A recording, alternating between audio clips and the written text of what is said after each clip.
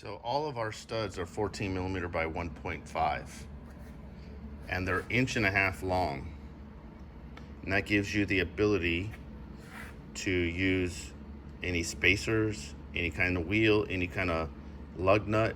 And on some applications, it requires you to shorten these. So what we're gonna do today is we're gonna shorten them the way that we would recommend doing it. And it requires the use of an open 14 millimeter lug nut.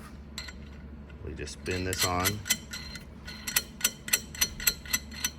and we measured that we need to cut 1/8 of an inch. So we'll get our measuring device here, we'll measure that, then we'll use our cutoff wheel and slice it down there, and then after it's done, we'll just spin it off and it cleans the threads and chases the threads right clean.